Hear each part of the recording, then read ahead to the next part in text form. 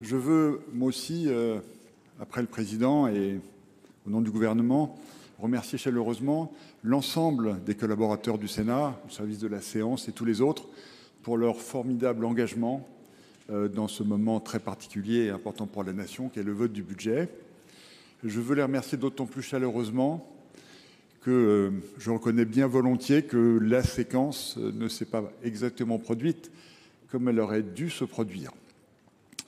Je veux aussi vous remercier, Monsieur le Président, Mesdames et Messieurs les sénateurs, parce que la Chambre haute a joué son rôle et vous avez permis que ce texte soit examiné au fond, en y prenant le temps que le Président Larcher a rappelé à l'instant.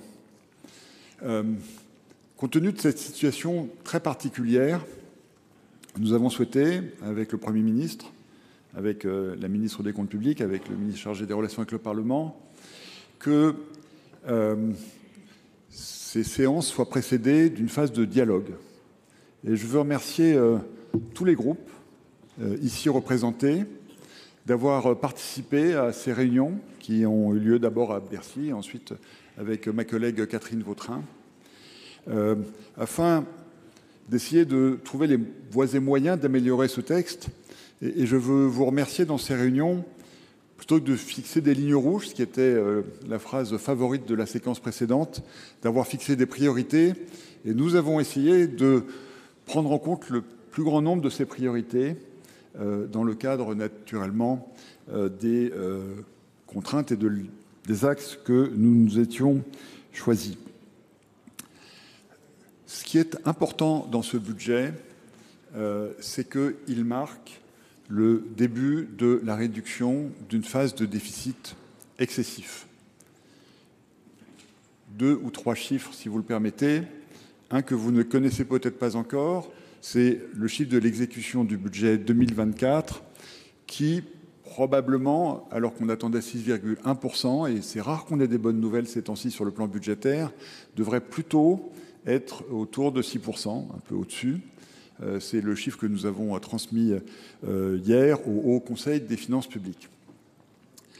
Nous avons maintenu et j'ai confirmé à nos partenaires européens, lundi et mardi, nous confirmons l'objectif d'atteindre 3% en 2029 et d'atteindre en 2025, cette année, grâce au budget que vous avez voté, un déficit de 5,4% qui se compare donc favorablement aux 6% de l'année 2024. Pourquoi est-ce que nous entreprenons ce travail ensemble incroyablement rigoureux et difficile, d'autant plus difficile que nous souhaitons privilégier la baisse des dépenses plutôt que les augmentations d'impôts dans un pays qui bat un record de niveau de prélèvement obligatoire, parce que ce n'est pas pour respecter les règles européennes, encore que, mais c'est parce qu'il en va de l'avenir de notre pays. Nous sommes dans une situation où chaque année la dette s'accroît, les taux ont monté, le coût de la dette, les intérêts versés chaque année dépassent les 50 milliards d'euros. Si cela continue, nous y perdrons notre souveraineté, notre indépendance, la capacité que nous avons à préparer l'avenir. Donc, ce tournant que représente ce budget 2025 représente une étape extrêmement importante. Et vous pouvez compter sur le gouvernement et sur la ministre et moi-même de préparer dans le même dialogue que nous avons animé dès notre arrivée aux responsabilités, de préparer avec vous ce qui sera la loi de finances 2026, qui va continuer de viser une diminution de nos déficits pour stabiliser notre dette et redonner à notre pays un avenir. La réduction des déficits, mesdames et messieurs les sénateurs, et je me permettrai de prendre une phrase célèbre, c'est pour notre pays une ardente obligation. Je vous remercie de votre vote.